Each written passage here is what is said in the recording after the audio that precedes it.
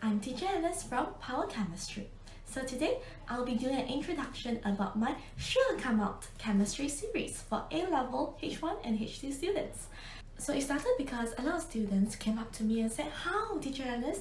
I don't really understand the video lectures, and even if I sort of understand and I refer to my notes, I don't really know how to tackle the questions." So therefore, I've decided to come up with this compilation of Sure Come Out questions for every topic. So it will touch on the most important concepts in each topic in A-level chemistry.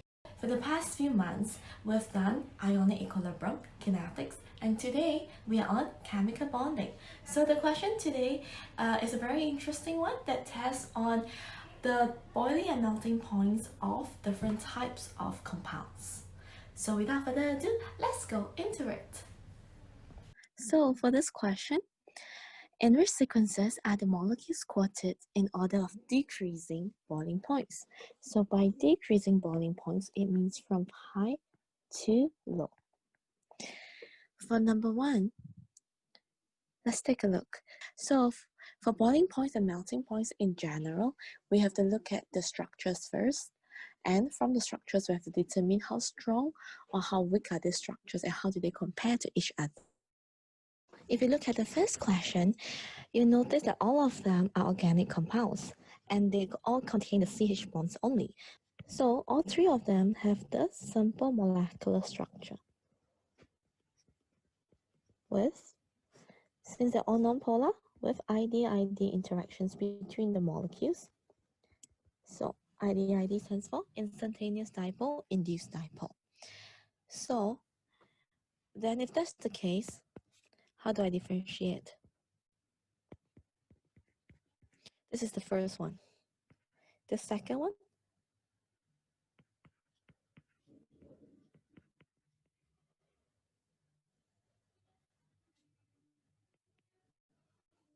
and then the third one. So what do you notice? Okay, so as you can see, from left to right, the molecules become increasingly branched. So if you notice, the shapes go from linear to spherical and then to even more spherical. So the one which is more spherical will have less intermolecular ID-ID interactions between the molecules, because being more spherical, you have less surface area of contact that allows it to form the ID-ID. So therefore, less energy required to overcome the less extensive and therefore weaker ID-ID interactions between molecules. And therefore, they should have a lower boiling point. And the opposite is true for linear. So if it's linear, there's more surface area of contact. Therefore, there's more, instead of more, let's use larger surface area of contact between molecules. Therefore, more energy required to overcome the more extensive and therefore stronger ID-ID interactions between molecules.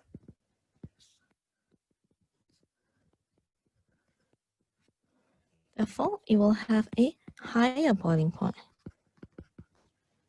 Okay, so over here, this fits. Oh, over here, let's just add in due to a lower surface area of contact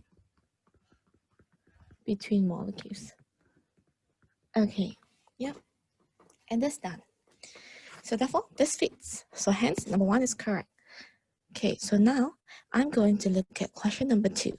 So I'm going to erase my explanation for 1 because, as you can see, it takes up the entire space. So let's make some space for question 2. I'm going to change the color to purple, so that's more easy to distinguish. So again, let's look at the structures.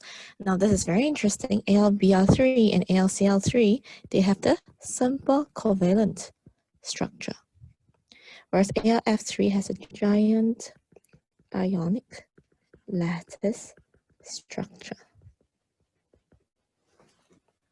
Why is that so? I mean, all of them contains Al3+, so why do they have different structures? Because to know this, we have to talk about the different extents of covalent character. So at the very extreme left, we have a pure covalent compound. Your pure covalent compound is nonpolar. For example, Br contains atoms of the same electronegativity. So next, you will have covalent with ionic character. So what does this refer to? This refers to our polar molecules. For example, HCl. Now, because Cl is more delta negative than H, because it's more electronegative, so therefore Cl has a delta negative charge and H has the delta positive charge. And then next, I have the ionic with covalent character. And on the extreme right, I have my pure ionic compound. So I'm going to talk about pure ionic compound first, okay? So there'll be example like NaF, like sodium fluoride, okay? This is an example of a pure ionic compound. So how do we know if it has ionic with covalent character? So to do this, an example for this will be AlBr3 and AlCl3. Why is that so? You need two criteria. Number one, you need a cation with high charge density. Charge density is directly proportional to charge over radius. So the higher the charge and the lower the radius, the higher the charge density. So your Al3+ fits the bill very well. And if I have this, then the cation has high polarizing power, which has greater ability to distort the electron cloud of anion to a larger extent. So next, let's talk about my anion. So to have more covalent character, I need an anion with a large electron cloud. Because with a larger electron cloud, the electrons, valence electrons, are further away from the nucleus and therefore not strongly attracted to the nucleus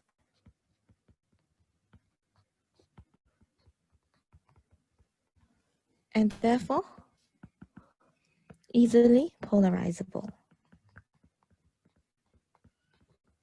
by cation. Okay, so if they are easily polarizable, then that means I will have a situation that looks something like that. Al3+ and Cl-. Okay, so Al3+, the high polarizing power, is able to distort much of the Cl- electron cloud, as the electron cloud is also very big and easily polarizable. So you notice that there is actually a very significant amount of sharing of electrons between the Al and the Cl atoms. So to such an extent that it has more of a covalent bond. Because remember, covalent bond is the sharing of electrons, right? So therefore, it shares so much to such an extent that it has a simple molecular structure instead. Okay, and then whereas for NaF, now it's made out of Na+ and F-. So this cation has low charge density, F- has a very small electron cloud, which is not easily polarizable by Na+, which anyway has a low charge density and is not able to polarize much anyway. So, yep, this is it. And so therefore, between these three, which one will be the strongest? The strongest will be the giant ionic lattice structure. Hence, it will have the highest boiling point because it has the strongest electrostatic attraction between Al3 plus and F minus ions. And as all of you know, simple covalent structure is weaker than giant ionic lattice. So therefore, this does not agree with the statement where we have to arrange in terms of decreasing boiling point. This is more of like, well, the last one has the highest, so it's not. So for SO2, SiO2, and CO2, let's take a look at the structure. Now, one thing that stands out over here is SiO2. I know straight away that this is my giant covalent structure. Why? Because there's only a few. What are the few that you need to know for your A levels? They are SiO2, Si, silicon carbide, diamond, and graphite. These are the ones that you need to memorize and know the moment you see it, that these are giant covalent structures. The other two are simple covalent structures because they're made out of non-metals with non-matters. So over here, SO2, S has 6 valence electrons because it is in group 16. So therefore, if I were to draw it out, it will look like that. So over here, you have 2 bond pair and 1 lone pair.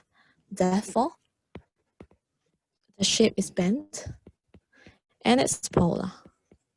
Therefore, the interactions that's predominant will be PD-PD, but of course, as with any simple covalent compound, they always have ID-ID, okay? But the most significant here would be PD-PD. And then let's look at CO2. So CO2, C has 4 valence. So C has 4 valence electrons because it's in group 14. So this is what it'll look like. With 2 bond pairs and 0 lone pairs, you'll have a linear shape. A linear shape, the dipole moments will cancel each other out, and therefore you have a non-polar molecule.